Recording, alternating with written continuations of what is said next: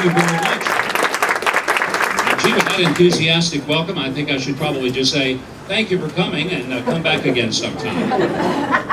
We've got several student groups here from LSU. Ironically, as I was coming in, I saw a gentleman with a North Iowa University logo, which is purple and gold. And I did a double take and I said, "You're back.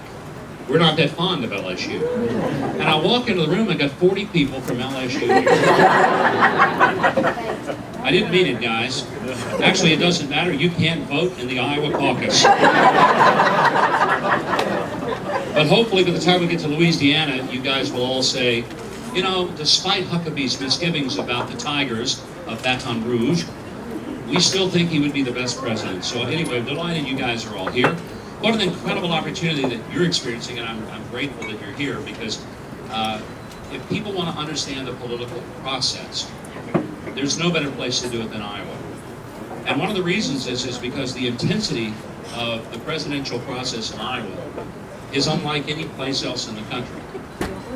There is a good chance that if you stand still in Iowa for 3 hours, you will bump into 6 presidential candidates who will be coming up and asking you for your vote. And that could be Democrat, Republican, Independent, Libertarian, it doesn't matter.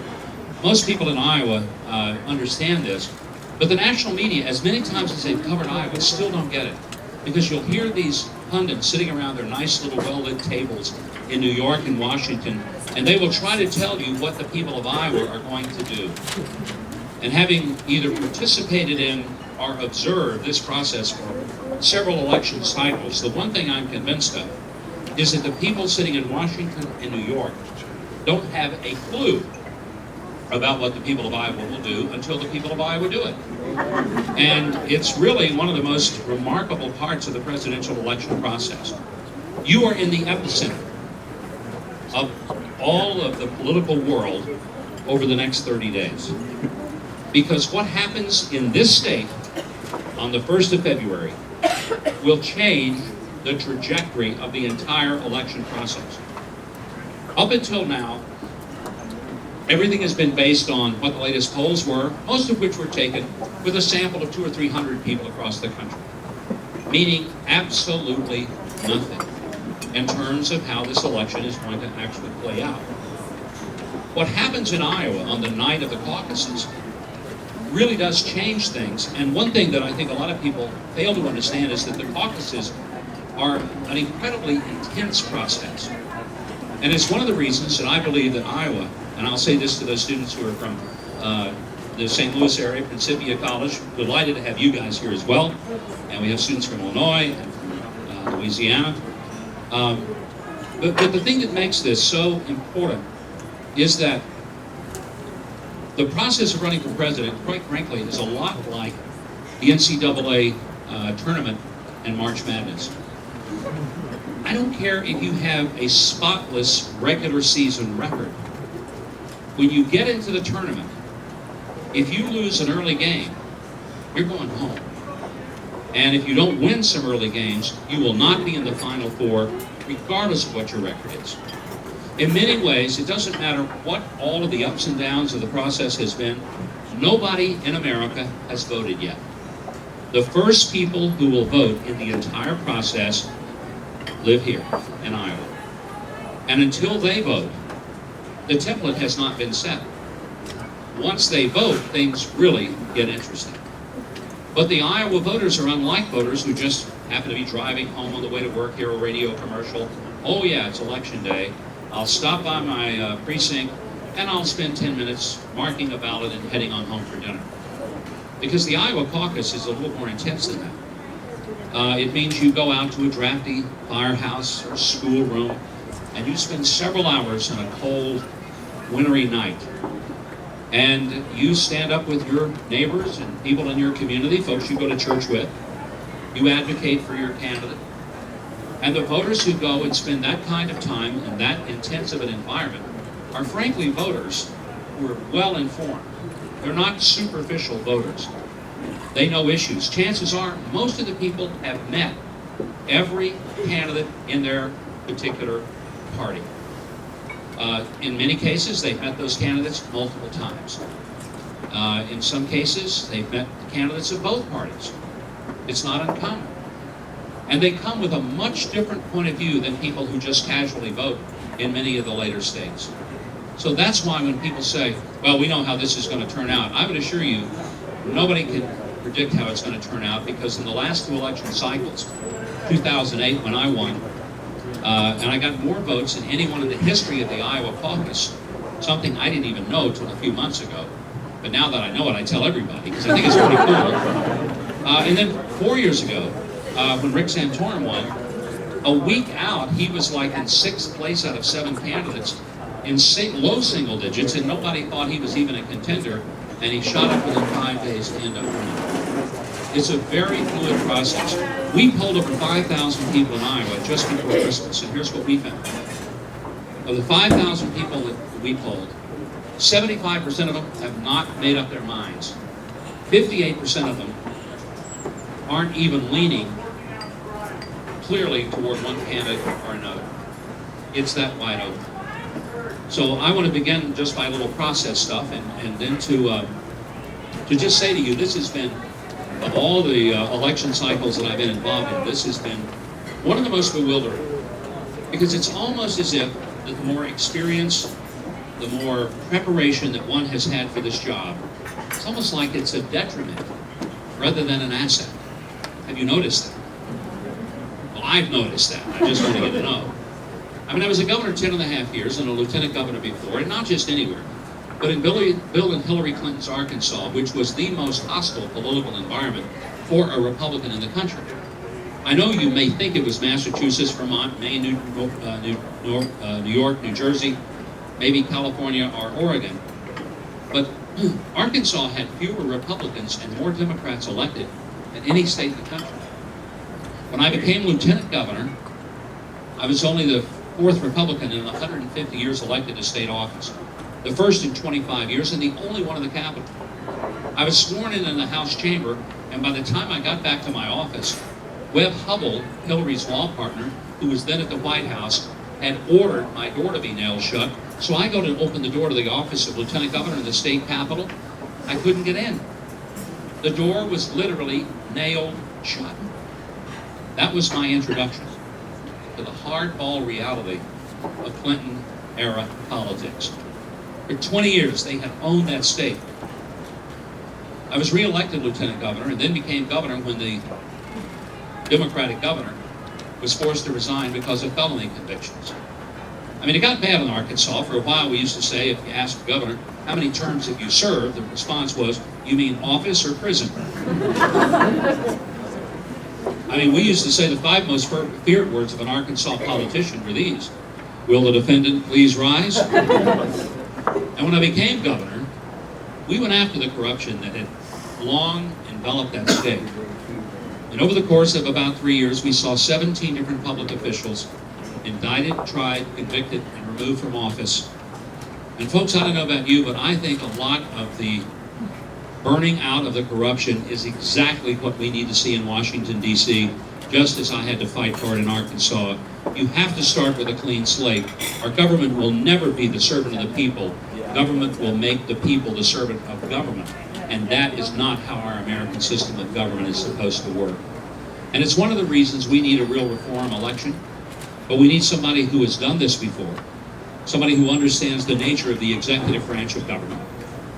I know that there are many people who are treating this like an entry-level job. That, well, heck, anybody could be president. Just go through the phone book, pick a name, and send them up there and say, hey, go for it. I'd like to think that it probably is a job that requires a little more focus than that. And I think most of you think so too. It's been probably 6-7 weeks ago. We were in South Carolina on a Friday night, flying to Cedar Rapids, Iowa. And if you've ever flown anywhere in the South or Southeast, you know that in order to go somewhere, you first go to Atlanta, and then you can go somewhere. When I die and go to heaven, I will first go to Atlanta and make the trip the rest of the way. And so we had gone from South Carolina to Atlanta, and we're waiting for the connecting flight to Cedar Rapids. And the flight was delayed, first 15, then 30, then 45 minutes, then an hour. And the gate agent came on and he said, ladies and gentlemen, The plane has now arrived, but we're still going to have to wait on a flight crew that's a fresh crew to come in. And so as soon as they get here, we'll be able to load the plane and get on to Cedar Rapids. Well, by now it's going to be 1 o'clock in the morning before we get to Cedar Rapids. We're all tired, getting a little punchy. But the gate agent came on after a couple of more delays, and he said, we're told that the crew is on their way. We hope they'll come soon. But we also know you're ready to get to Cedar Rapids. So I'd just like to ask if there's anyone here in the gate area who would like to volunteer to fly the plane to Cedar Rapids. Think about that. None of us would have gotten on an airplane flown by a volunteer who had never been in a cockpit before.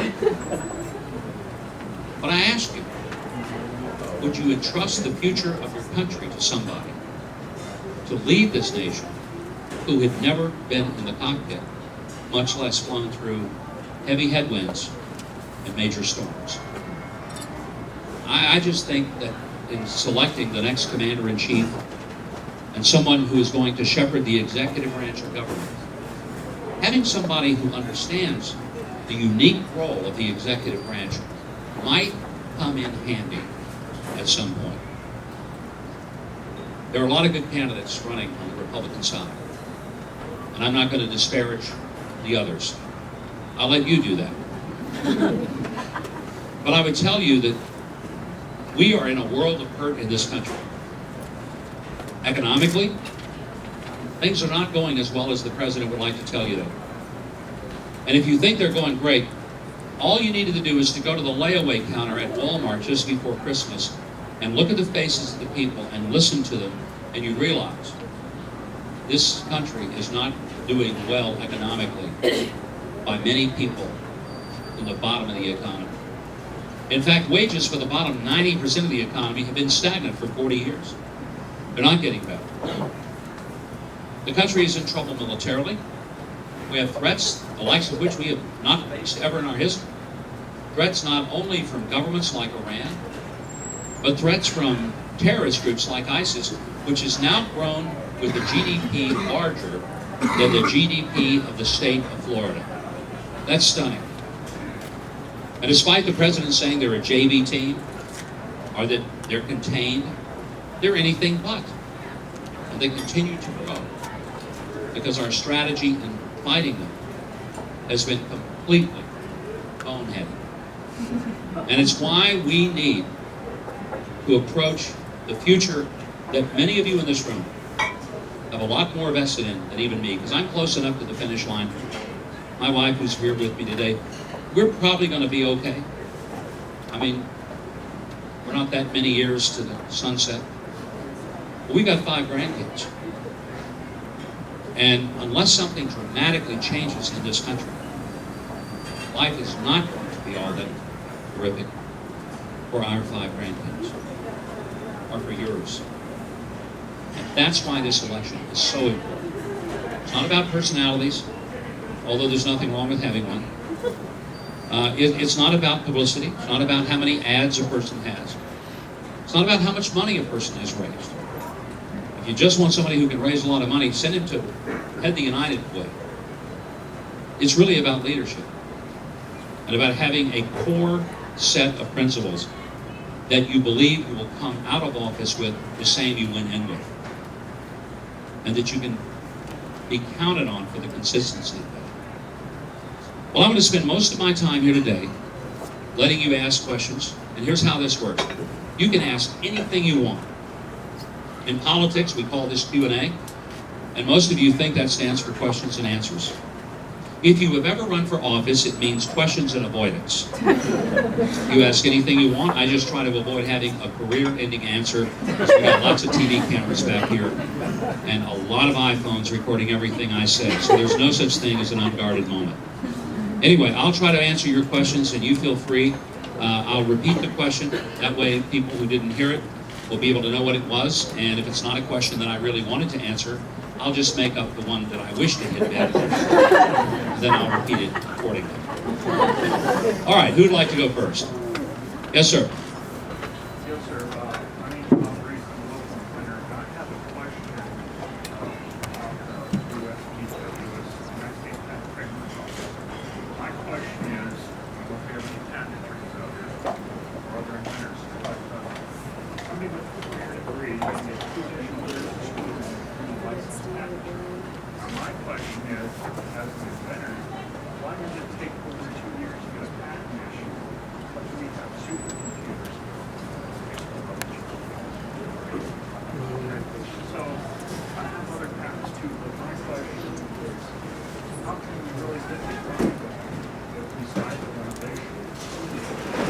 The question is, how do we get the economy going if we stifle innovation? The gentleman is an inventor, and he says it's very frustrating because a person could be a patent attorney. It's just to get a patent, to get through the process. I have to be honest, I've never invented anything, so I can't describe the process. It shouldn't take that long, but one of the reasons that it's not just the patent office that people struggle with, it's every government agency, is you have to understand the nature of government. Government, unlike the private sector, does not have to be efficient. In fact, it is to the detriment of government to be overly efficient. Let me explain why. If you approach a government agency and you apply, whether it's a patent or a building permit, and the window of opportunity for them to respond to the building permit or the patent, let's say is 90 days. If they get that back to you in 6 days, which they probably could if they really wanted to, then somebody looking at the fact that these patents or these permits were coming out far under the 90-day time frame, somebody would say, you know, it appears we have too many people in that office that are in the approval process. If we can approve these in 6 days, not 90, why don't we downsize that agency? You will never, ever hear anybody in government say, we just have too many people and too much budget, we need to cut this back.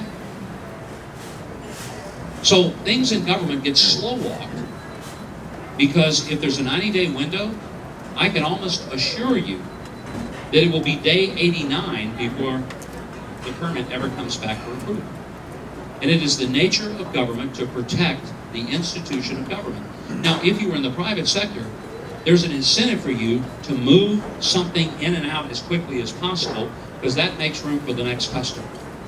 Government, however, doesn't work like that. It's one of the reasons that we need to privatize a lot more functions. But frankly, we need to give bonuses to government employees and government agencies who can do their work in less time and do it more efficiently. I used to appoint someone to go head up an agency, and sometimes my instructions would be go blow the place up. I don't mean literally. I don't want to get, the ATF coming in to investigate me tonight. I'm not talking about physically doing it. But our instructions would be, this is a behemoth government agency, and it's inefficient and people hate it. So would you please go over there and see how much of it you can dismantle? And I would know within about 3 to 6 months whether or not the person I appointed was going to get the job done. Because if they didn't get it done in that length of time, we called it going native. That person in the agency would come back and say, Governor, I know you said we need to downsize this agency, but man, we got some good people over there. They're doing some really good work. I think if they just had some more people and more budget, they'd be doing a lot better work. You write that one off. Government does not operate to be efficient. It should, but there's no incentive for government to be efficient. And part of the reason is because we have agencies that get their next year's funding based on how much they use in this year's funding. And so they want to use everything they can and somehow demonstrate that they didn't have enough money, didn't have enough personnel, so they can get some more. And we need to change that paradigm so that people are rewarded for getting their work done as quickly as possible and as efficiently as possible and as error-free as possible. Yes, sir. Governor, could you talk for just a moment in follow-up to what you just said in regards to how the IRS might get dismantled and how Yes. you would be able to implement the fair tax? Well, one of the positions that I have strongly advocated for over 8 years is the implementation of what's often called the fair tax.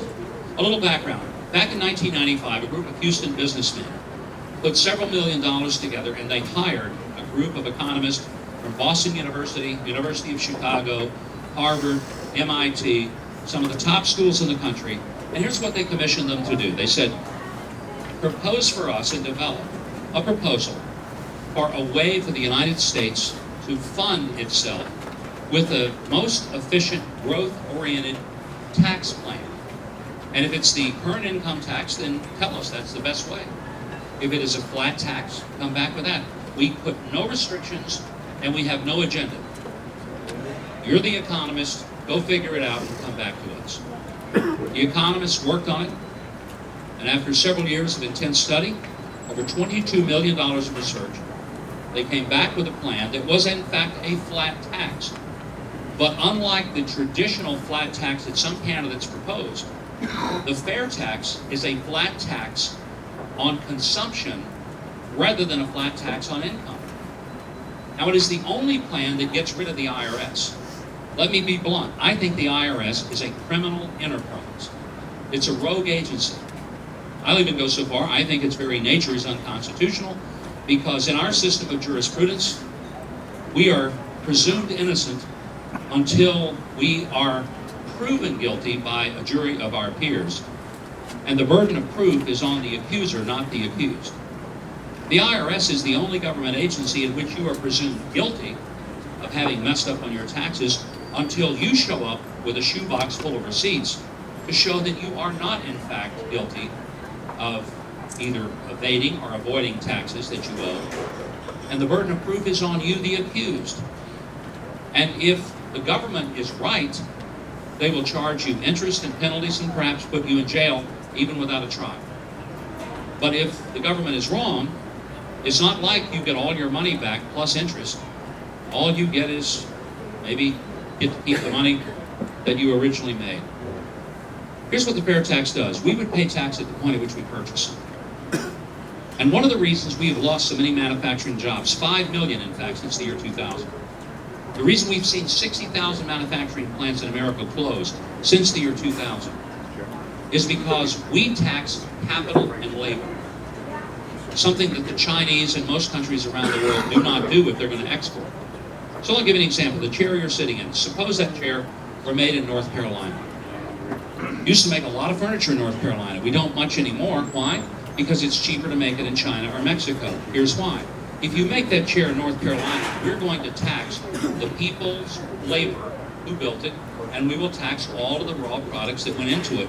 So when the chair comes to the showroom floor, 22% of the cost of the chair is embedded tax. The consumer doesn't see it, but the consumer pays for it. If that same chair, whose design, by the way, is probably ripped off by the Chinese without royalties, and that chair is produced in China, it comes to the United States. It's not subject to export tax as it leaves, nor import tax when it comes in. So it goes to the showroom floor. It already has a 22% advantage over the chair that was made in the United States. So guess where we built most of the chairs today? Not here. We're losing our manufacturing base. And it could be resolved. Here's another thing. There's $31 trillion of working capital that's parked offshore. Did you hear what I said? 31 trillion, not billion, trillion. That's more than the national debt, which is a staggering amount of money. What would happen if there were no tax consequences to that money being in the United States? You know where it would end up? Here. It would be here. Do you think $31 trillion of working capital would goose our economy? You better believe it would. And under the fair tax, it would come here, as would investments from all over the world, because we would be the tax haven of the world. The next thing the fair tax would do is would help us resolve the question of illegal immigration, because right now the reason that the problem is not being resolved is that there are as many Republicans as there are Democrats who don't want to resolve it because of the economic benefit that illegal immigration provides to many employers, and they put the pressure on the political class, don't touch this. Now let me explain.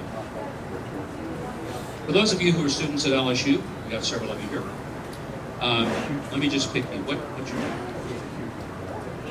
Kaylin? So Kaylin, if I hired you at $12 an hour as an American student, but I said, I just don't want to pay $12 an hour.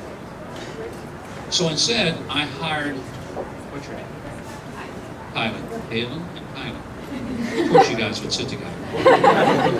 So I hired Kylie, and she's, let's just say for today, I don't think she's an illegal immigrant, but let's just say today she is. And so I hire her, but I only pay her $8 an hour. So I'm exploiting her labor, first of all. As an employer, I'm really cheating her, because I'd have to pay you $12, but I'm only paying you $8. So I'm coming out $4 an hour ahead. But here's the fact. Haley is going to get, Kylie, utterly confused. K1 and K2. K2 over here are illegal, who's getting $8 an hour, will actually have more take-home pay, more money in her pocket at $8 an hour than K1 will have at $12 an hour, because we're not taking any taxes out on you. There's no payroll tax coming out, no income tax, no health insurance. It's strict cash across the table. You're going to have more money in your pocket at $8 an hour than you will at 12. But here's the other dirty little secret. As an employer, I've already cheated her out of $4 an hour. Now I'm going to cheat the rest of the taxpayers out of an additional 7.5% employer part of the payroll tax. As an employer, I have a definite economic advantage to hire people who are illegal. Guess what I'm going to do? I'm going to hire illegals. Why wouldn't I? And the Americans are saying, gee, I'd sure like a job. How come I can't get one? Because you cost too much. It's not because they cost too much. It's because we are exploiting the labor of people who are here illegally. Now, here's what would happen under the fair tax. It wouldn't take anything out of K1's payroll. Pay you $12 an hour, but nothing comes out. Everybody would pay the same tax rate at the point of purchasing something, which equalizes the situation, and it means that since there's no economic advantage to hiring an illegal, now there's a good chance that I'm not going to. I'm not going to risk going to jail because I no longer have the economic advantage.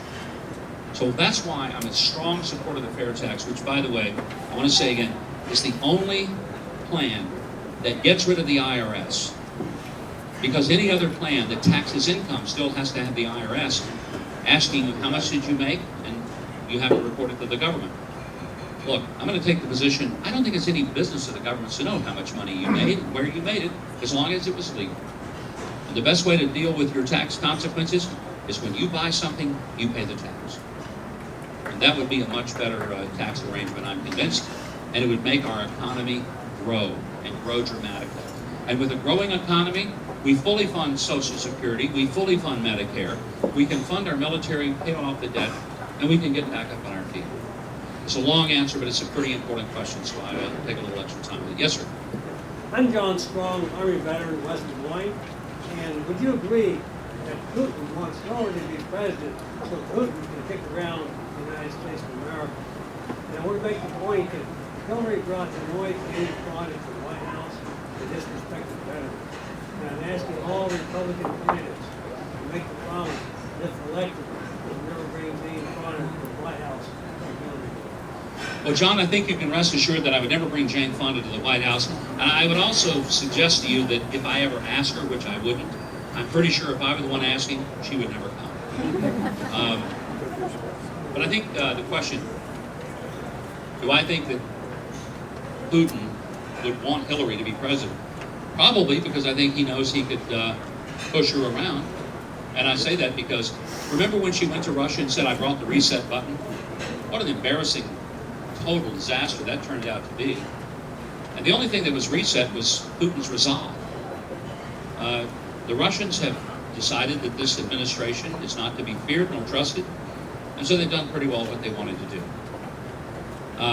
It's an unfortunate 7 years of foreign policy that has seen one failure after the other, picking the wrong partner in virtually every Middle Eastern situation we face, as well as totally misreading the people who have been either our outright enemies or at least our adversaries, and completely misunderstanding our true friends. President Obama has put more pressure on Israel to not build bedrooms in Judea and Samaria than he has on Iran to stop building bombs that are aimed at Israel and ultimately the United States. And this makes no sense. Why would we treat our friends like enemies and our enemies like friends? We've got to have a robust foreign policy in which people, whether they love us or not, I could care less, but I sure want them to respect us and even fear us more than I care about whether they like us. Okay, somebody else. Yes, sir. Some of the major corporate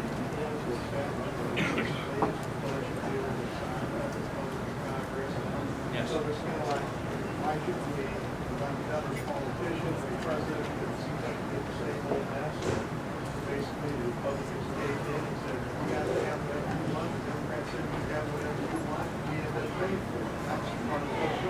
It's the question here is, or an observation, that a lot of people are frustrated because they see the Republicans essentially giving more and more power to the Democrats in Congress.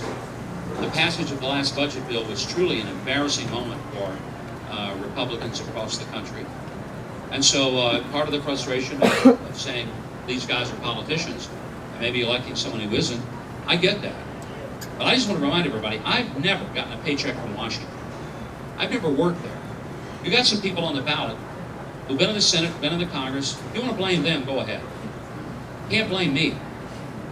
Because I didn't govern in Washington. I governed in Arkansas, and I governed in a state where we got things done. And we did it conservatively. We cut taxes.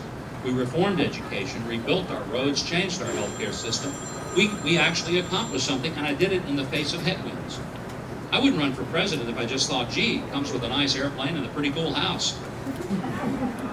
I mean, I wouldn't do this if I didn't think that there was some unique experiences that I bring to the table that can help get this country turned around. But if you want to talk about frustration with the last budget deal, go back and read what I was saying the moment it was passed. I mean, Christmas came early for Democrats, especially for Barack Obama, Harry Reid, and Nancy Pelosi, who were dancing in the streets of D.C. because they basically got everything they wanted. Full funding for Planned Parenthood, full funding for the Syrian refugee relocation, full funding for Obamacare. They got everything they wanted. Republicans got nothing. Nothing. We caved in, capitulated on every single thing of importance that Republicans had said to our folks, go up there and win some battles, we'll give you the majorities, now fight the fight. They didn't even fight the fight, much less try to win it. It was absolutely embarrassing. I mean, I was livid, still am. And I can understand why people are so utterly frustrated and exasperated with the Republican Congress. But the number one thing the Republican Congress needs is leadership. Leadership who can take an idea and shepherd it through. If somebody comes and tells you, vote for me because I'm a fighter, I just want to ask you something. If you fight but never win, what's the point? That's what we got now. We either have two kinds of Republicans in Washington. The ones who won't fight at all, or the ones that fight but they never win. Folks, I don't want to go to Washington to say I'm a fighter. I want to go to say we have accomplished the things we are set out to do. It's not about fighting, it's about fighting to win the battle. And you can't win the battle if you don't understand how to take a piece of legislation from its idea state, shepherd it through the process, get it signed into law, and get it implemented into public policy. That's what we're not seeing, and that's what we desperately do need to see in this country. That's back here in the back. I think a lot of your trips to Israel are pretty well known, but could you maybe highlight a particular moment from those trips that stands out to you and how you would use your experiences on those trips to help shape your foreign policy, specifically in the Middle East? It's a great question because I've been going to Israel, in fact, to all the Middle East 42 years. My first trip there was in 1973, soon to be 43 years.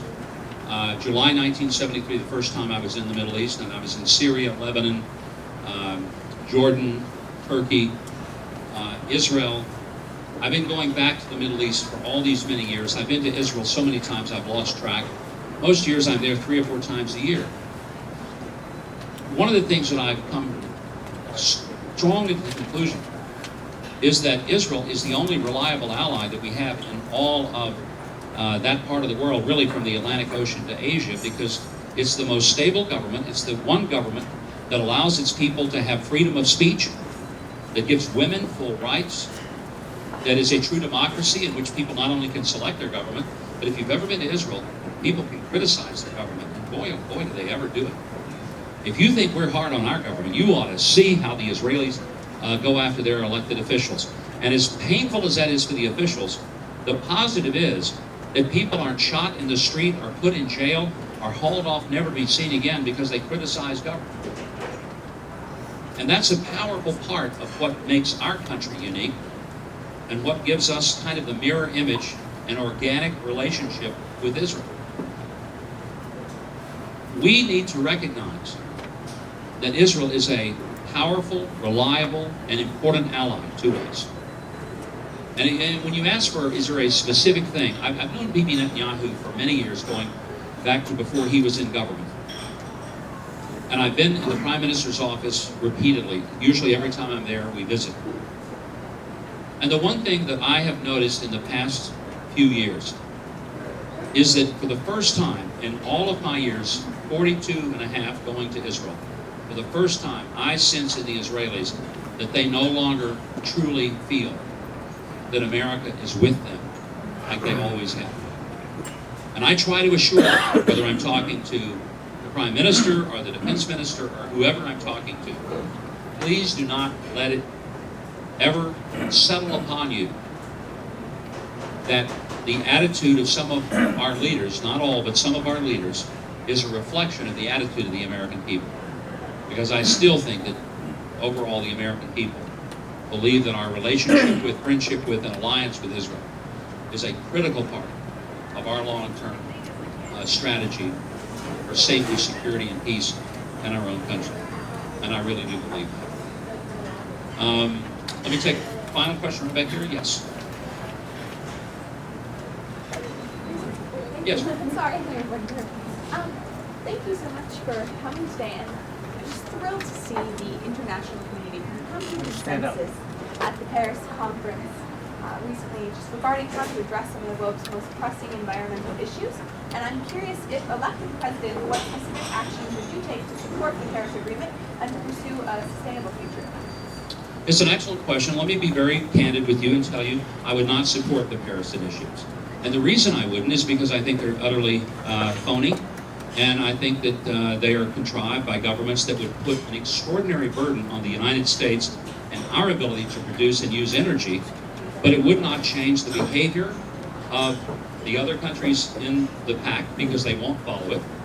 And most regrettably, it would only make us weaker, have higher energy costs, which ultimately hurts the lowest income people in our country. Here's my approach to energy. We have several hundred years of energy resources under our feet. I come from a state where there's oil and gas. These Louisiana students certainly know the power of energy in their state.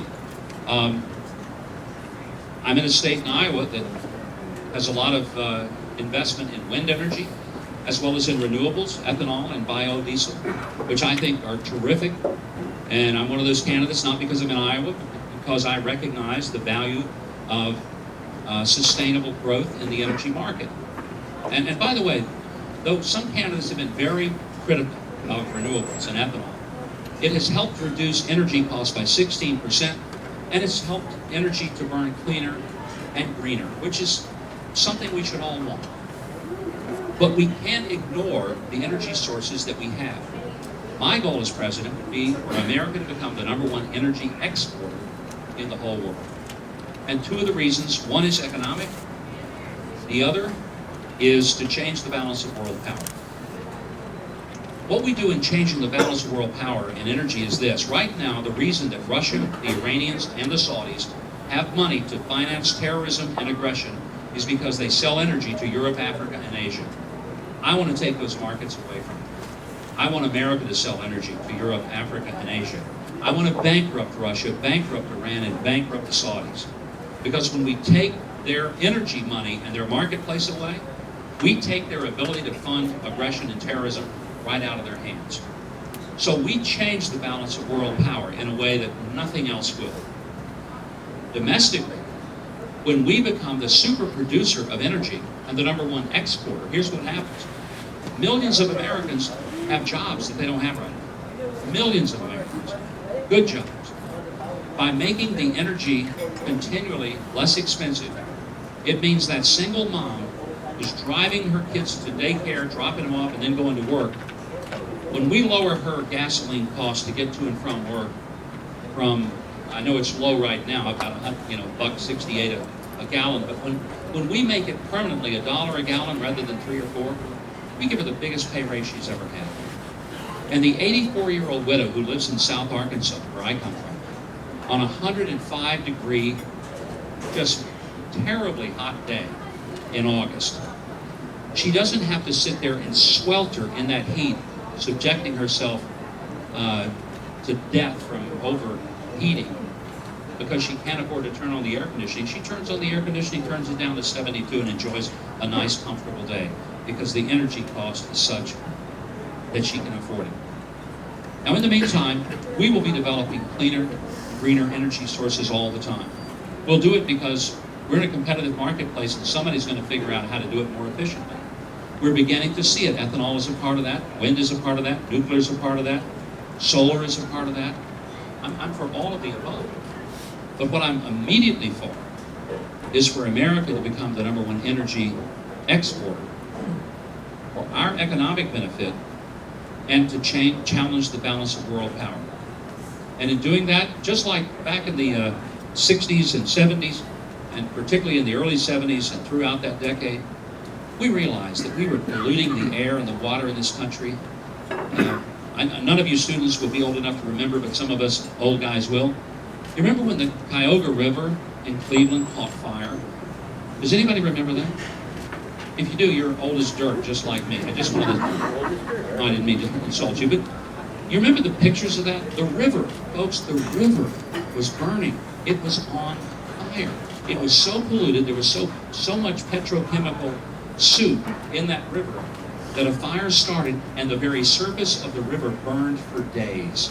I'll never forget the imagery of that. Today, if you go to Cleveland, the Cuyahoga River is a totally different body of water, as are the Great Lakes, as are many of our inland waterways. Because we took seriously the Clean Air Act, the Clean Water Act, and some of those things have been very instrumental. But I also believe this, because I come from an agricultural state. I don't want to over-regulate at the local level because, quite frankly, the people whose livelihoods depend on clean air, clean soil, good water, I promise you they're a lot more interested in making sure they preserve a good environment. Because if farmers don't have good water, good air, good soil, they don't grow good crops, they don't make money.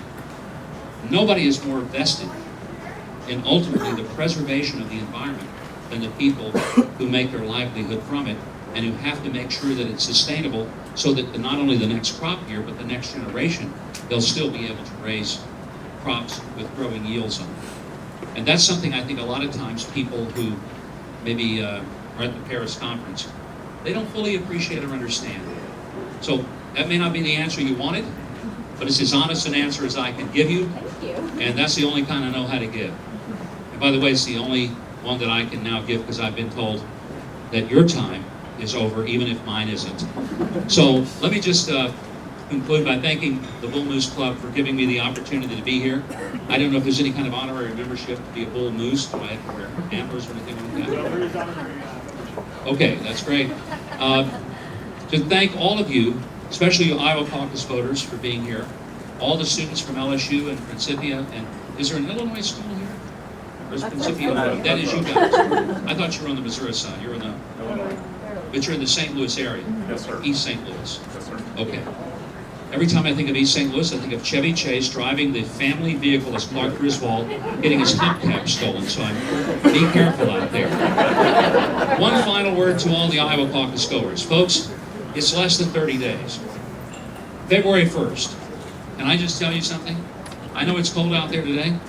It's going to be really cold out there February 1st. Very cold. Snow will be deeper than it is now. It's possible sleet and snow could be falling. Ice could be on the roads. It could be dangerous and treacherous to get out. But if you are going to go and caucus for me, I would urge you, do not let anything, the depth of the snow, the intensity of the sleet, do not let it keep you from the caucuses. I need you to go and caucus for me. Now, if for some irrational, illogical, insane reason you think you might go caucus for somebody other than me, I want to remind you of something. February 1st, it's going to be very, very cold out there. Sleet will be falling. Snow will be up to probably to your waist. And I would suggest that if you're going to think about caucusing for somebody else, do not risk getting out of that weather. For heaven's sakes, stay home and watch it on TV. Thank you very, very much.